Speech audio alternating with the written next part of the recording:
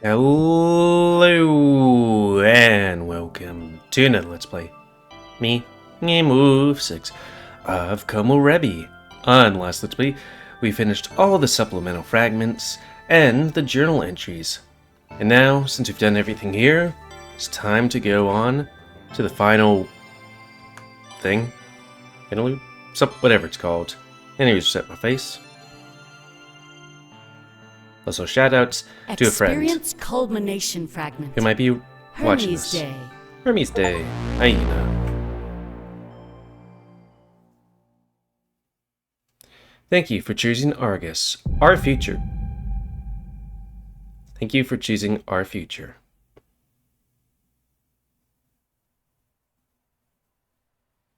I wonder if that's a message that's like, hey, you hecked up.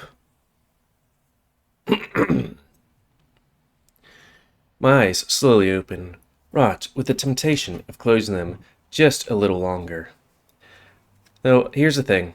I wonder if there are different endings. I will have to look it up after I finish this game, but yeah.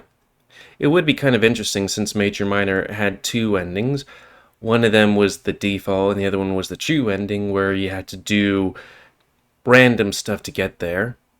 And then you had Winds of Change, which, different things changed depending on your choices, like who lived, who died, what happened to Mazeo Tavern, and stuff like that.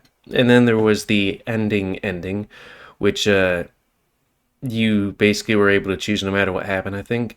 For this one, it'd be interesting if there's only one ending. Minus which boys you kiss, They flutter, almost in a state of conflict. If I slept, I wouldn't have to leave. If I slept, I wouldn't have to face whatever came next. That was the frightening part. We had no idea what was going to happen. Isaac, faced with the fact that he's meant to change the world. And all of us, now his willing accomplices, opposing Argus. How could you defeat a foe that holds the world in their hands? Was it even possible to loosen the grip that they had on us? I guess I'd never find out unless I got up. It is kind of interesting, I guess, in retrospect, that our big thing to fight against Argus is bringing more people into Argus's, sphere of influence. I rise to my knees, yawning. I must have fallen asleep on the floor. My diary rests beside me, one final entry, after the stroke of midnight. One final entry, greeting the arrival of Hermes Day. Light strikes through the window, which beams are made more prominent by the dust in the air. Isaac must have requested that nobody clean this room for her privacy. Handprints still mark the window, almost as if they were a longing gesture. And that nobody oohed in here, against the window, appreciating the beauty of the sight before us, yet also fighting to change it. This conflict was present in all of our minds, only fought by our immeasurable resolve. Is this how people felt on a morning of an important day? Well, not any important day. Perhaps the most important day of their lives. The temptation to remain in this moment of solace forever is almost too much to bear. I rise to my feet. My earlier yawn interrupts the rest of my friends. The glances we exchange are ones of somber understanding. A quiet reminder that we all shoulder the same weight. Maybe not the same weight, but, because, Isaac. Our role may not be as important as Isaac's, but it's clear that he can't do this without us. A flattering thought that my very presence can instill him with the might he needs. If he pulled this off, everything would be better for the entire world. It's almost like the option to fail was taken away from us. In the face of what was on the line, we didn't have any choice but to win. I'm reminded of that conversation Isaac and Dante had under the stars. Back before we knew he worked for Cypher. Back before I knew he was Hermes. A gulp, simply realizing I had no choice but to push forward. Glances are exchanged once more, as if we're all scared to break the silence. Isaac, Dante, Clace, Chiron, Taylor. Swear that Taylor was last. Taylor? Wait, where's Taylor? Isaac shoots up to his feet, the concern worn clear on his face. Taylor?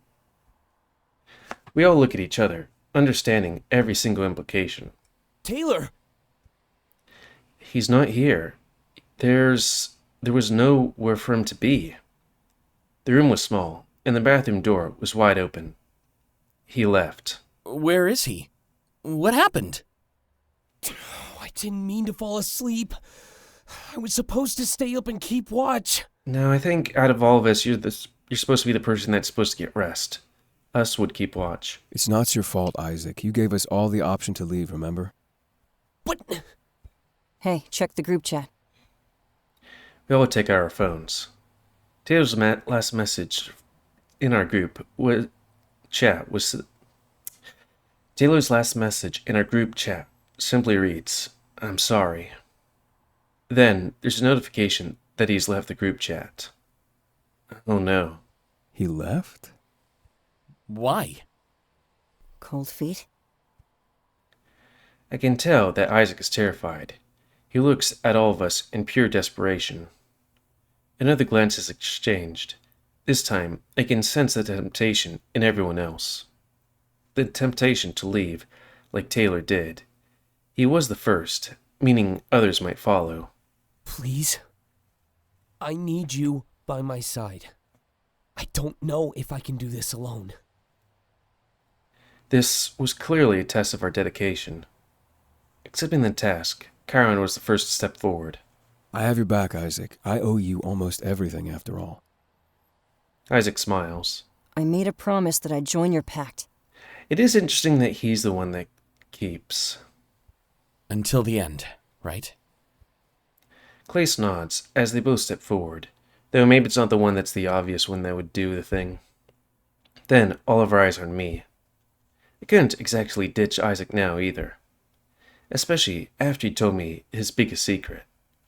I step forward, my stance is clear, without saying a single word. Good. Isaac tilts his head towards the hotel room door. Then let's get to the lobby and see if we can find Taylor. It might not be too late to change his mind.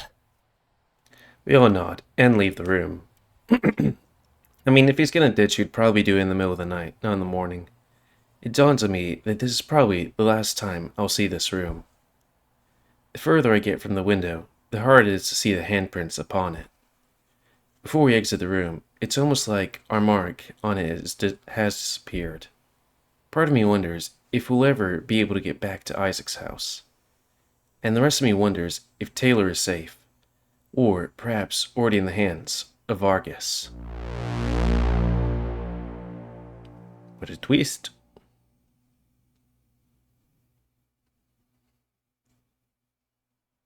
Did we reset our face?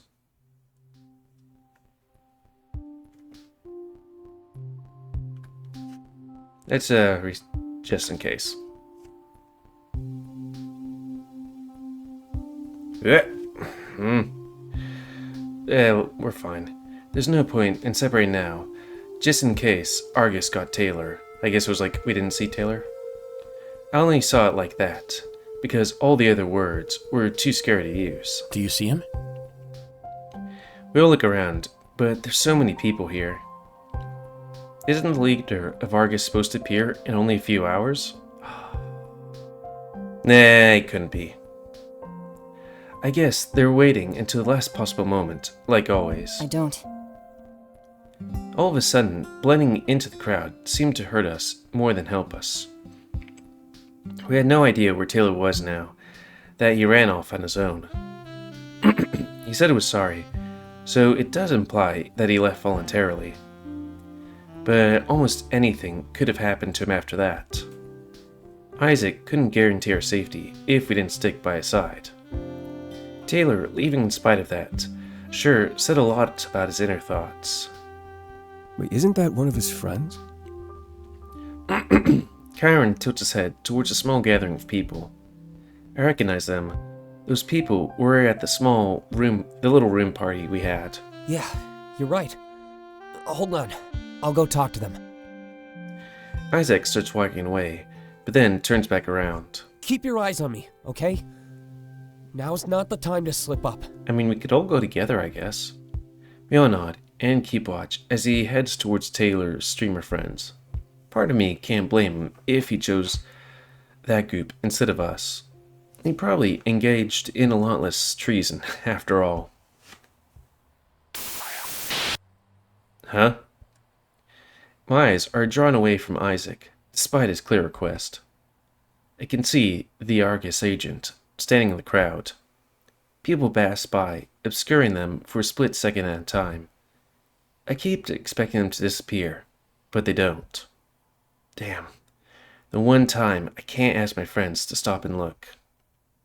They need to keep their eyes on Isaac. Is this some sort of test? The agent gives me an evil-looking smirk again, and I gulp.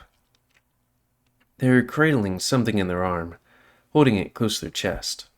Wait. I'd recognize that side anywhere. It's my file. Everything my counselor wrote about me. It's a file. Maybe not his specific one. But anyways, it's implied, I guess. Why would they have that?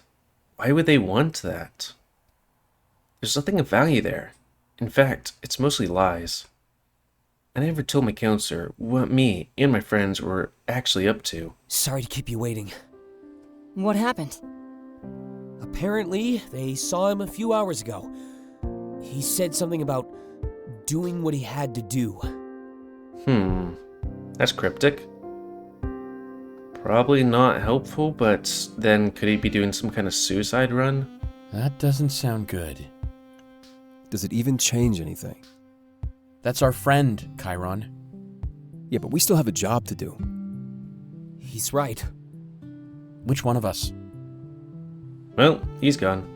Chiron. Dante scoffs. I hate this. The clock is ticking. We need to go, Taylor or not. Are you sure? Sure that we have no other option? Yeah. This isn't how I wanted it to play out, though. Do you want to try calling him? Maybe when we're on the road. Come on. We can't afford to waste any time. Isaac starts to walk away, and we all follow in his tracks. Taylor ditched us, saying he was doing what he had to do. The fact that he went right to his other friends is pretty telling. I guess he wanted to back out before he got in too deep. If this went wrong, it would completely destroy his career and public image. I can't really blame him for valuing the comfort of his regular life. We head to Isaac's car, I contemplate a life I'm leaving behind. Honestly, whether we win or lose, things would never be the same. We just need to play smart and safe. Just checking time and all date. Oh, and look at the thing. Face.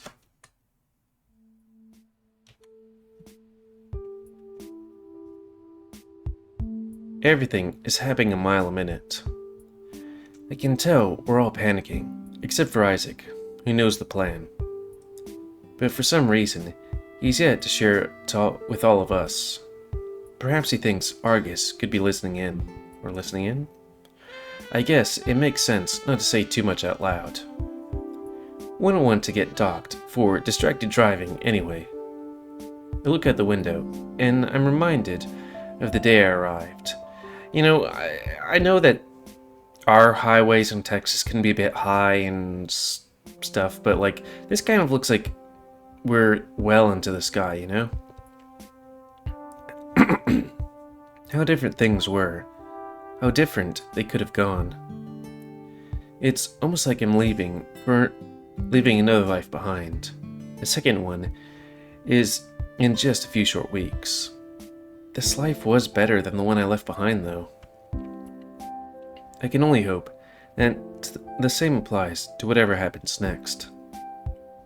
If it went well enough, we could even be lauded as heroes. Gotta say, I like the sound of that. Wow. Huh?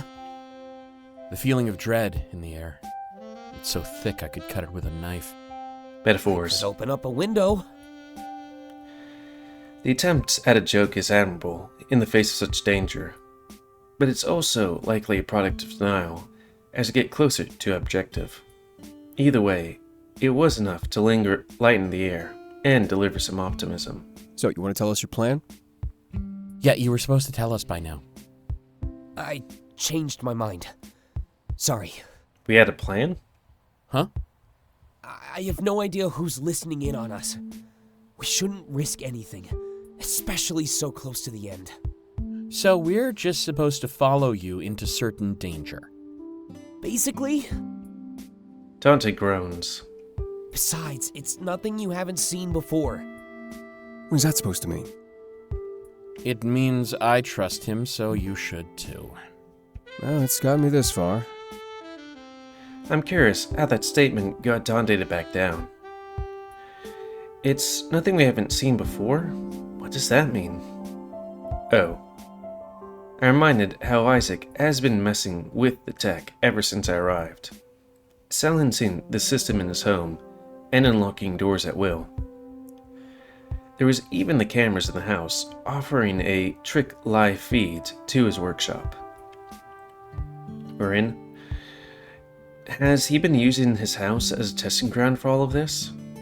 Suddenly, it all makes perfect sense. Bend the rules without breaking them, he always said. That, and all the buildings operate on the same standards enforced by Argus. It stands to reason that hacks in his home would apply to any other building. Was Isaac planning to assault Argus digitally?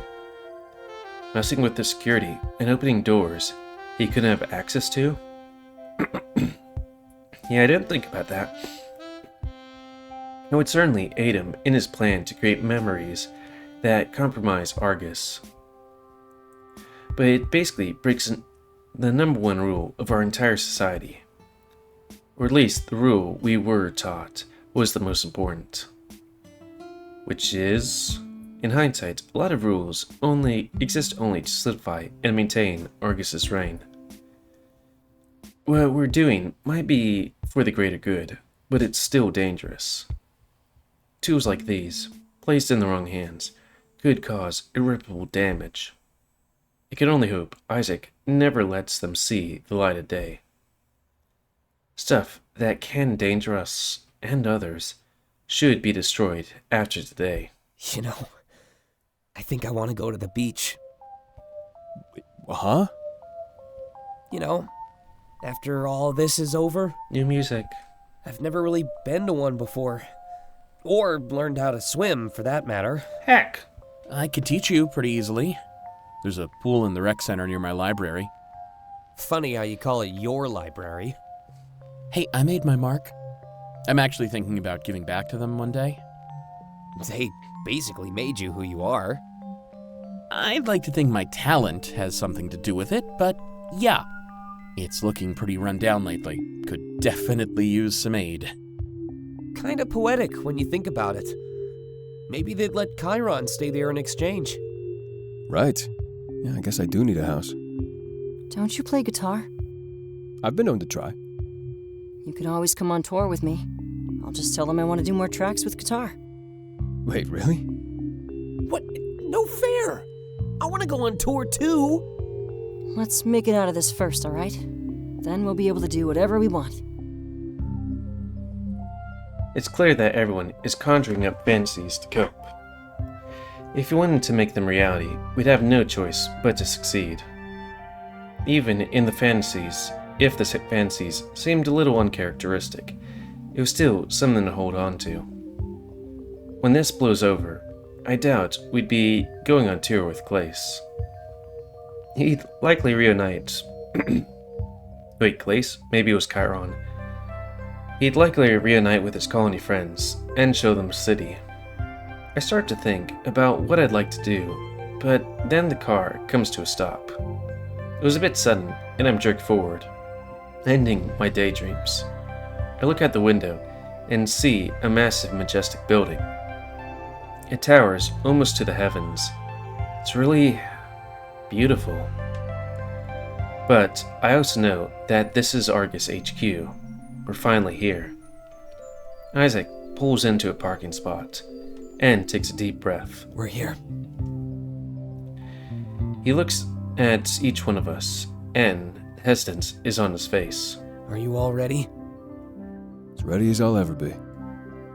Same. That building looks so cool. I give Isaac a nod, and he takes out his phone. He's lost in it for a few moments, clearly doing some preparation. Whatever he has planned, his phone definitely seemed essential. Oh no, it's at 10% battery! Heck. All right. It's time to finish this. With little smirk, we all get out of the car. Just follow my lead, okay? I have everything planned. Down to a science. Without another word, he starts to lead us into the building. It seems completely dead and silent. Almost nobody is around. By now, almost the entire world would have their eyes on the town square. When we enter the building, I'm almost taken aback. I feel like now would be a good point to call it, but we are way too short.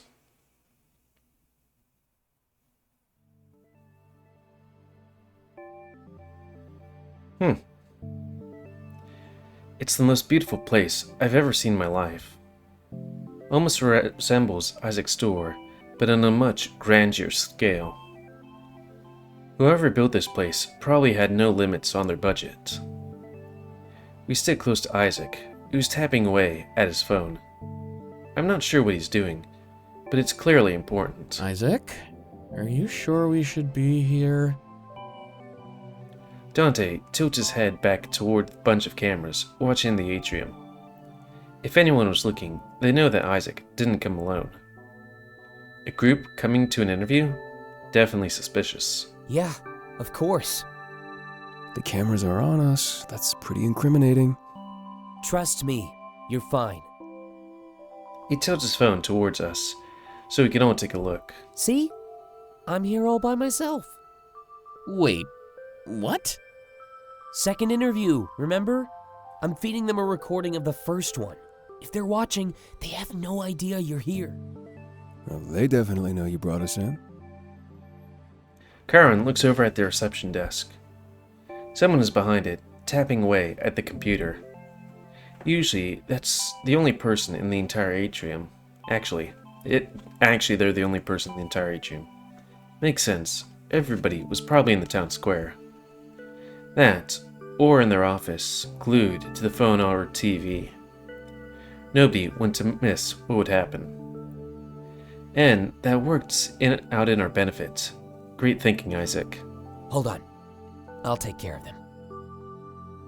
Use less ominous wording, maybe? I'll make sure they don't get in our way. That was a minimal improvement. Better than nothing, though, eh? He smirks and starts to walk over towards the desk. I want to watch him, but I'm distracted for a couple of moments. The atrium is so amazing. The sunroof really sells it, though. Those beams of light piercing through the trees. It's clear that its design's choice was intentional. But did it have a deeper meaning of any sort? To me, it almost screams Argus, home of Komorebi. Definitely adds the conspiracy theory that they were the cause of the visions. It couldn't be true, though. Right now, even the nostalgia tech is just a concept. They could have never engineered Komorebi a century ago. Of course, Komorebi defies all logical explanation. The future is impacting the way almost everybody lives in the present. Normally, cause and effect would dictate that it's the other way around. But things don't seem to work like that in this world. It's possible that the true cause of Komorebi hasn't even happened yet. As confusing as it is, it definitely makes sense. I remember what he talked about in the hotel room. As you get older, your Komorebi is destined to become a vision of the past. Well, not the past, but an altered one. Interesting to think about. Part of me wonders if this nostalgia technology has anything to do with it. A technology dedicated to cracking open the past and allowing interaction. There's no way that could go wrong, right? I decided to watch Isaac instead of losing myself in thought. He's engaged in what appears to be friendly conversation with the receptionist. I have no idea what they're talking about, but everything seems to be going fine. It's a little easier to breathe, too, knowing that those cameras aren't capturing me. A little ironic in the face of some of my theories, but comfort is still comfort. I see the receptionists stand up from their desk and go into a room behind them. Isaac turns and waves at us before pressing a button on his phone. The door immediately shuts, and we hear a locking noise echo through the atrium.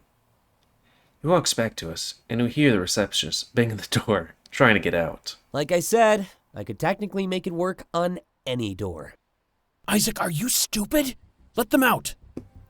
I guess we're going... That is the thing where it's like, well, I'm gonna try and sneak you through. By the way, we're gonna just lock him in there. After we're done. We can't risk anything, Dante. Follow me. We need to keep this moving. They're safe in there, right? I mean, I wouldn't see why not. Yeah, it's just a break room. Dante is overreacting. Hardly. It was against their will. They have food, and they can still watch the town square. Every TV in this building is going to be streaming it soon.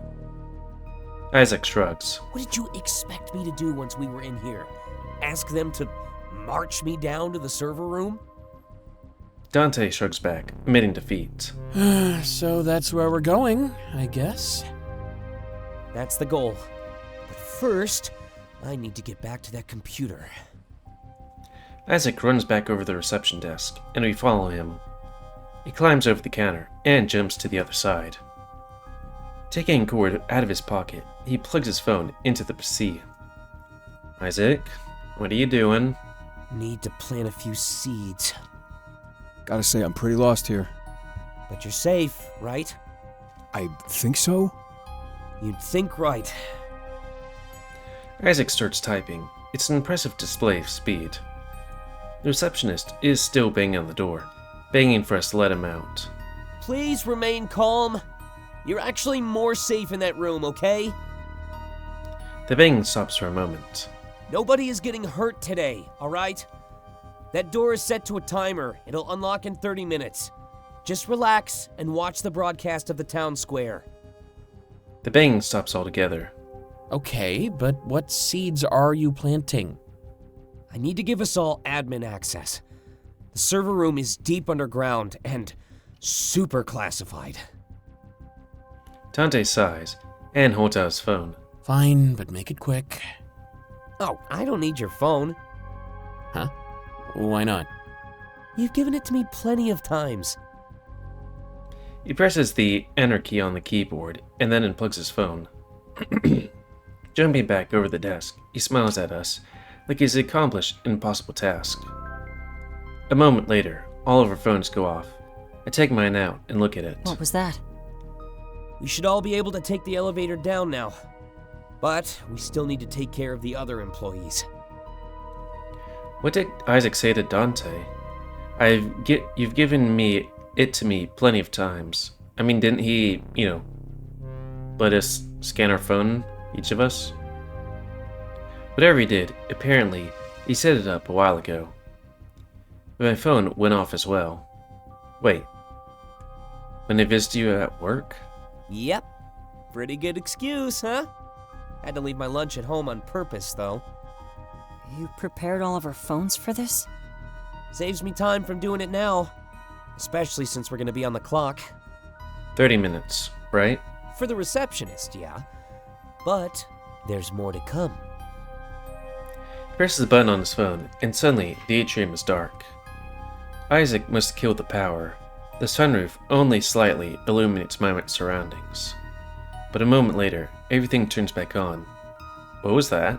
Isaac, He immediately cut off by the alarm as an alarm starts blaring. My heart basically stops. Did we trigger some sort of security? Or this is it, isn't it? This is where we get caught and locked up. No, I think it's as planned. Announcement comes over the loudspeakers. It's telling everyone that the building is compromised and they should seek out a safe room.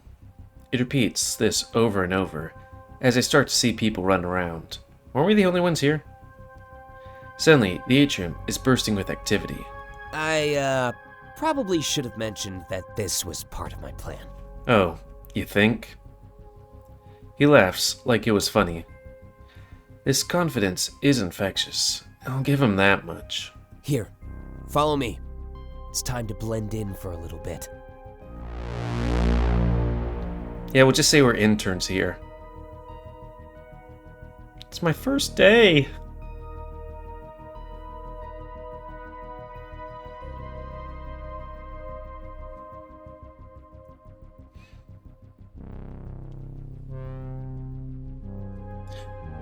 That's the thing I always hate about doing visual novels and stuff like this, where it's like, bugger, how long are these sections gonna be?